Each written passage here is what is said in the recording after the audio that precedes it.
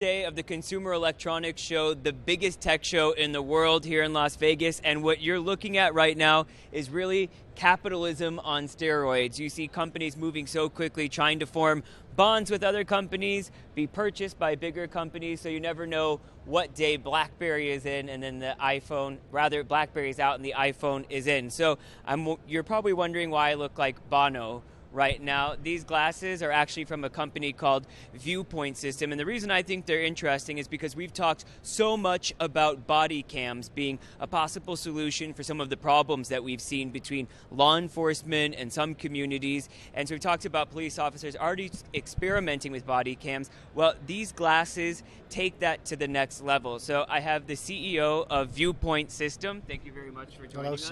So walk me through how these glasses are different from other smart glasses that we've seen on the market.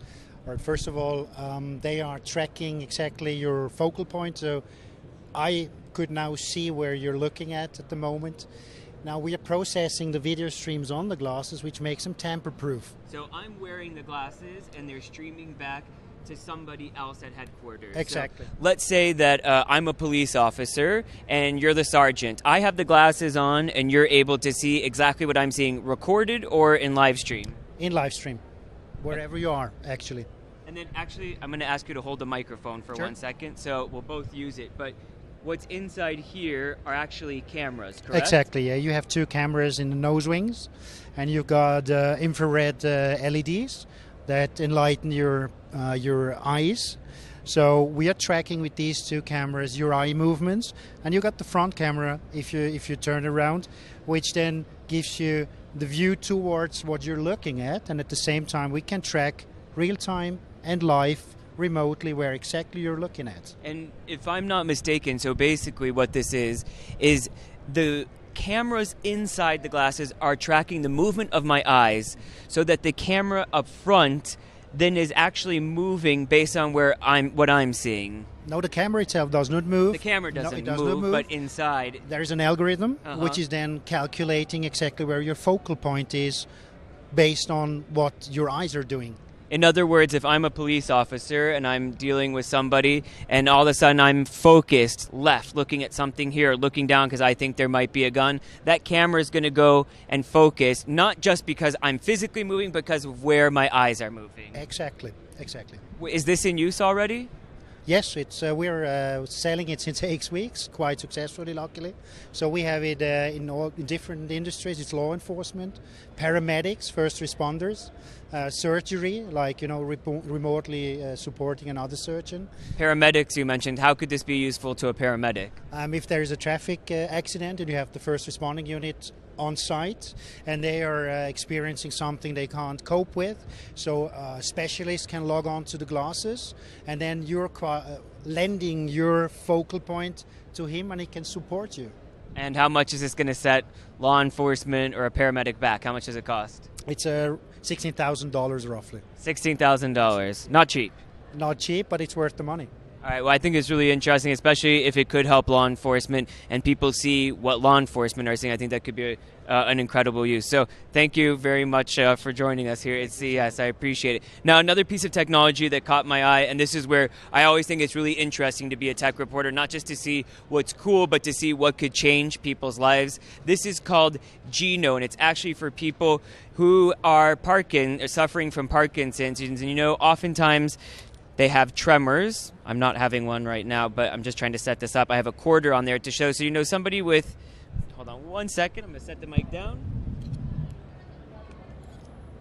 There we go, turned it on.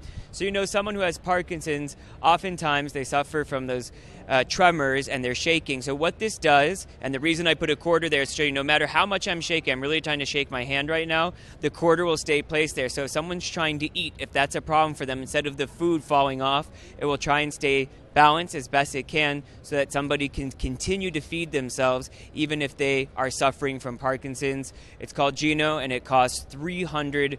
So I think that was one of the coolest things I've seen at CES, and those are the type of things that you hope will really take off and maybe another company buys them and they perfect it and it makes it even bigger and can actually change people's lives. This is a piece of technology that also caught our attention. I'm going to invite Tracy in. So this is called the Illuma, and basically what this is a $100 device that you can attach to the back of your smartphone. It can come on and off, and it's really for personal safety. Safe to say, geared toward women? Correct, definitely. Do you mind if I hold the device? It's your device. So what we love about it is that there are multiple different ways that the alarm can sound. And so there is a loud alarm that when the... And you can hear it there. Here, I'm going to have you hold the microphone for 1 second, because what I thought was interesting about this, you can have it there and you can pull it out, but this part here, let's say a woman is on campus and she goes back from class late at night. So she can actually have this as like a wristband. Correct. I'm not pulling it out correctly. Yeah, it goes over the top. Yeah, you have this as a wristband, and so let's say you're walking, and then if somebody, you do that. But actually, the sound really isn't the cool part of it. No, what I love about our device is that we have a silent alarm feature, and 80 to 90% of sexual assaults on college campuses are performed by someone who knows their perpetrator, which is staggering. So it means that you're in a situation with someone that you feel comfortable with. And so the silent alarm allows the victim to notify help without interfering with the conversation that she's having. So my background is I'm a professional counselor, so I'm seeing these women after the fact. And so often people are saying, I didn't report because there was shame, there was embarrassment, I didn't know what to say. I actually kind of liked the guy, or I felt comfortable with him, but I didn't want to make him feel bad, whatever. So the silent alarm immediately alerts users, but in a very discreet way. And so if I can just actually tilt the microphone a bit this way, I'll make you into the broadcast here. So it's not just, when you talk about the silent alarm, it works with an app. It connects with an app via Bluetooth. So actually this could be in your pocket, your phone could be in the other pocket, and it actually alerts other people on your emergency contact list. So if I'm a young woman at campus and I have dad, mom, my 3 best friends who might live in my sorority, in the same sorority, it can alert all of them if I pull that trigger. Then it sends them a text message. They don't have to have the app, correct? That's correct. They will receive a text message that says, Samuel's in trouble right now. Are you available to help? And so they will immediately be connected on a conference call. So if with each other. Correct. So if my mom is in another state, I'm going to college in another state, and she can't get to me, but my best friend can. But you know what's interesting about this is that the microcosm of the college campus expands to everywhere. So the runner, the real estate agent, the home health nurse, anyone who's alone can utilize this device. And then what's also fascinating is that we really want to empower and give freedom to senior adults who are going to be cell phone literate as that age group gets older. And so they are going to have the device and be able to do things on their own. And I think it's also important to mention that it's not just to that group of friends. If at that point they decide nobody's close enough, then they can alert emergency services. And of course, because it's a smartphone, they know the location of that person. Exactly. So it's not out yet. It's going to be out in April. We're seeing the prototypes here. It's going to also have a monthly service charge, so $100, like I mentioned, for the device. And then they say it could be as much as $10 a month for that service. But given some of the security concerns that a lot of people, especially women and their parents have, I wouldn't be surprised if people were forking out that money for that. Well, sure, and a monthly service fee that gives you peace of mind. You know, you'll pay $3 to $5 a month, even $10 a month if you need, to feel safe on the college campus. Well, thank you so much for coming on with us. I really appreciate it, Tracy. Mm-hmm. And then we have this device over here. It's called the Zira. It looks a bit like a food processor, if you know that it has to do with food. So what's interesting about this, it's kind of like the compost pile that you have in your backyard. You can put your food in here, and this is actually created by an incubator that falls under Whirlpool. And it's available on Indiegogo right now for about $1,200. So you actually can put a week's worth of food in here, and it's going to mix it all up. They say it can take just about anything that a family eats. No bones, no pits, because it can't grind it up. So it grinds it all up. It takes about 24 hours, and all that food that's gone in there actually comes out in here. Hold on. There we go. And I'm going to pull this up so I can get off my knees. It actually comes out as this. It looks a bit like coffee to me, though I'm not going to try and eat it. But everything that's been ground up there, and it basically becomes a fertilizer that you can just throw in your backyard.